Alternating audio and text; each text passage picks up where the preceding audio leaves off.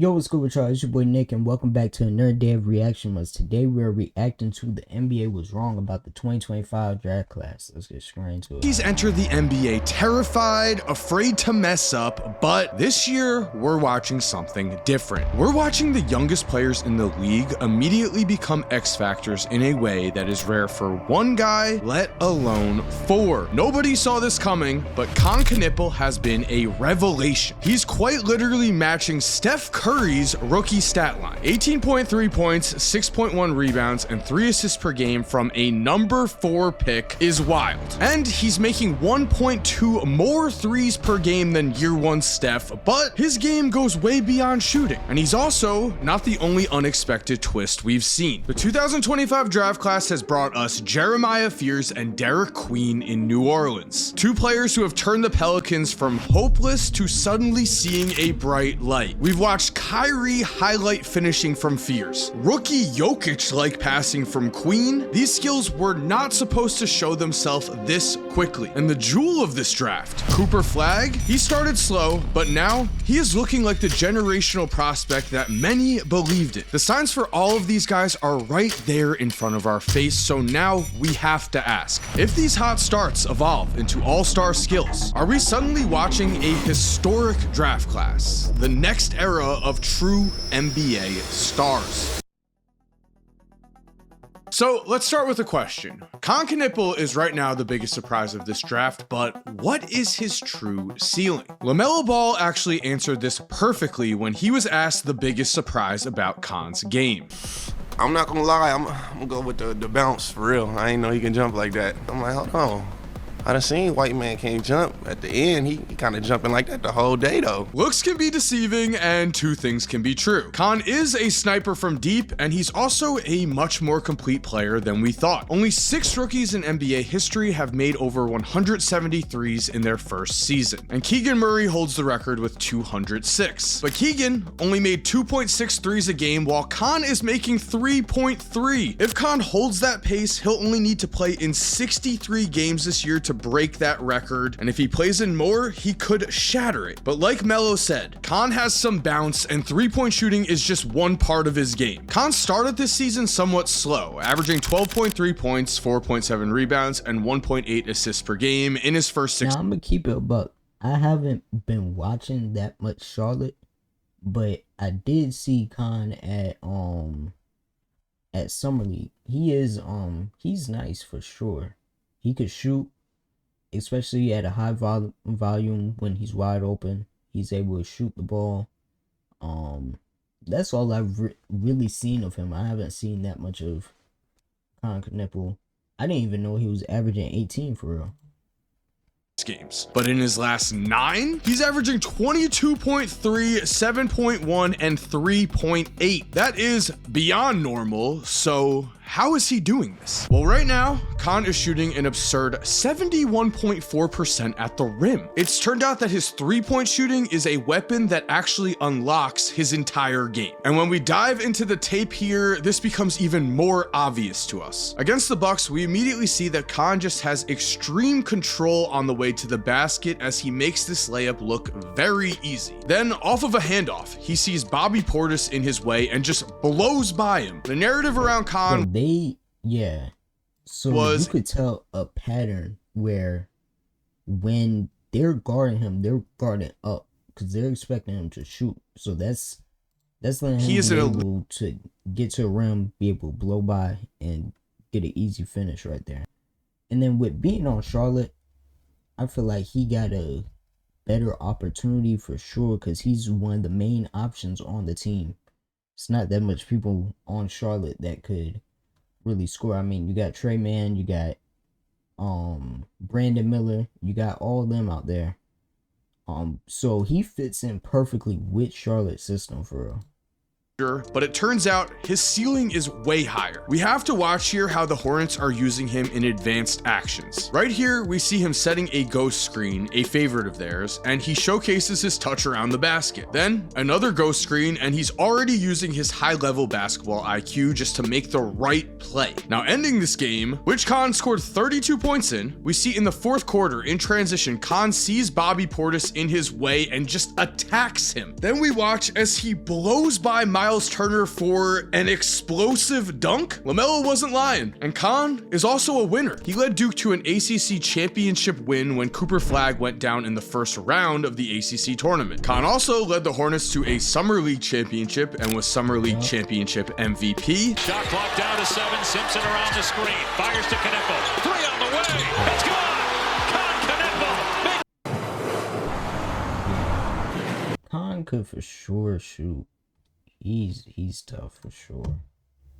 It is very possible we are seeing the origin story of a true NBA great, something the Hornets desperately need to save their franchise. Meanwhile, the New Orleans Pelicans, they also need a franchise savior. The question is, did they draft 2 of them? But before we continue, I'm very excited to thank this crew is green audio. Now link that video. Recruit as a freshman and a sophomore. I'm not going. Or are they going? Is tough. Fears is tough. He's tough. Going to be proven right. An unranked recruit as a freshman and a sophomore, Jeremiah Fears ended his high school career as the number 45 player in his class, but then made a rapid rise all the way to pick number 7. And it appears that both the grind does not stop for him and that the Pelicans have hit a home run. Fears is averaging 15.6 points and 1.6 steals as his finishing around the rim has been remarkable. As a rookie, Kyrie Irving shot 61.4% at the rim. Fears is shooting 63.3% on almost the same amount of attempts per game. His touch is shining, and against the league's #1 rated defense, the Oklahoma City Thunder, we saw Fears have the best scoring game of his career. Looking at this game, with Lou Dort hounding him, Fears is patient and eventually finds his way all the way to the rim for a bucket. Then again, we see Dort all over him and big body, sky-high floater over Chet for an and 1. He has no fear. Pun not intended, but again, let's watch him drive to the basket here for another and 1 with get out of my way energy. And finishing off on this drive, his layup package is just looking so clean. That is what we see the most from Jeremiah right now. Just incredible touch and remarkably. And that's why I feel like they be comparing Kyrie. Because he's able to get to a rim, be able to finish good.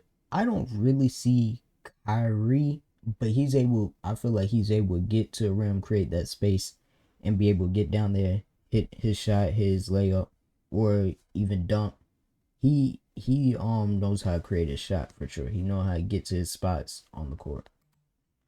Against the Lakers, Fears had a 19.7 steal shocker. So we know Jeremiah is not the Pelicans' possible blunder, which means Derek Queen better have a big career. I say this because New Orleans believed in Queen so much that they gave up their first round pick this year to move up just 10 spots from pick 23 to pick 13 to take Queen. New Orleans is now 2-13. The 2026 draft is supposed to be historically great, and the Pelicans pick could not only be top 5, it could be the #1 pick. So we have to wonder, what did they see in Derek Queen to make such a drastic move? Well, when Nikola Jokic was asked, does he, Derek Queen, remind you of you, Nikola Jokic? Jokic answered, he's definitely crafty. I think I'm a little bit taller. I can see it, yeah. Huge praise. Why did Jokic say this? Well, against the Nuggets, let's watch as Queen sizes up Jokic, then blows by him for an easy dunk. His dribbling as a big man definitely stands out. We can see here he hits Joker with a super fast dribble move that frees him up for another very tough score. Queen finished this game with 30 points, 9 rebounds, and 4 assists. His scoring was on full display. I do want to switch to this game against the Hornets to look more at his passing, because against Charlotte, here we watch Queen grab a rebound, look look up like Jokic does and find the open man in transition. Then we see him on the perimeter. He spots a cutter, whips the ball to him for a dunk. And in transition off of a goaltend, Queen is comfortable dribbling the ball and making the right pass. Obviously, he's not playing like prime Jokic, but compared to a rookie type Jokic, we can see why the comparison is there. And in his first 6 games, Derek Queen only averaged just 7.3 points, 4.8 rebounds, and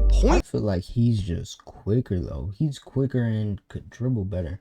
Like me personally, I haven't seen any rookie Jokic tape or anything, but off of what I'm seeing of Queen, I feel like he's way quicker though. He's way quicker than Jokic. He could get to his spots. He knows where to go. He knows where to shoot the ball. He knows his spots.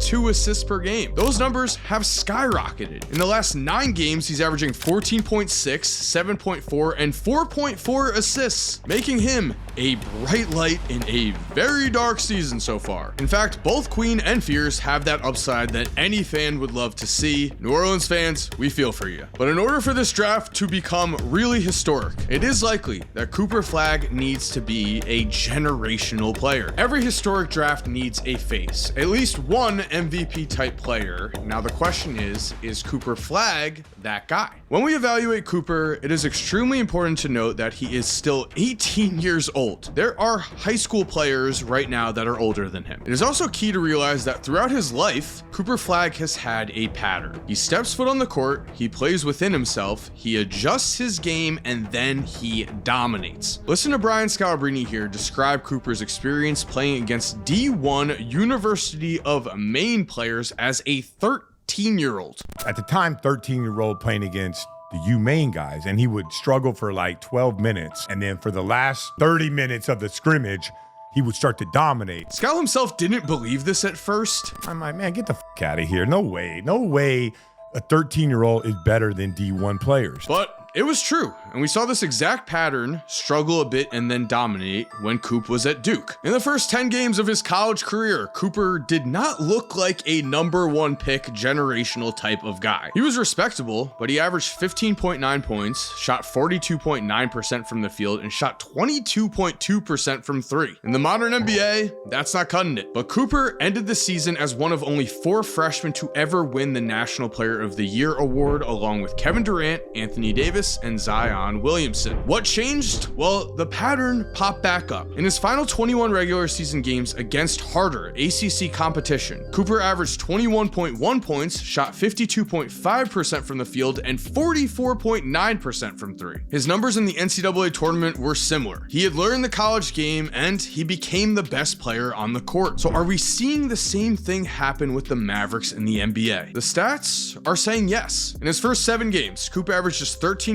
points on only 38.8% shooting. But in his last 8 games, we have 17.3 points on over 50% shooting to go along with 6.4 rebounds, 3.4 assists, 1.6 steals, and 1 block a night. Cooper's defensive versatility is showing, and Jason Kidd has purposely put him in uncomfortable situations early on offense, giving him some primary ball handling responsibilities at times in order to long-term unlock Coop's full game. This is already paying off. Against the Blazers, we saw the version of the player Coop could become. We have heard he isn't explosive, but on this drive to the basket, I am seeing some exploding. And then here, Coop gets a steal, takes off in transition, and dribbles through basically the entire Portland Trailblazers roster, then finishes with an N1 that might be the best highlight we've seen from any rookie this year. Overall in this game, Coop had a few blocks, he showed he could catch and shoot, but I just want to keep showing drives to the basket like this where he's showcasing he's a big body already. This is an 18-year-old, and in crunch time, here's Coop finding the open shooter with a great read out of a post-up. And we love to see Cooper is also not afraid of the moment. Down too late, ball's in his hands, he keeps the ball in his hands and ends up making a tough finish to tie the game. Then in overtime, Coop also made several great plays, the Mavericks got the win, and we saw what Cooper Flagg could be if he reaches his full potential. And overall, this entire draft class can be a special one. We are seeing great things early from a lot of guys. Our question for Cooper, will we see him follow the same pattern he's taken throughout his entire basketball career? One that leads him from a pretty good player to pure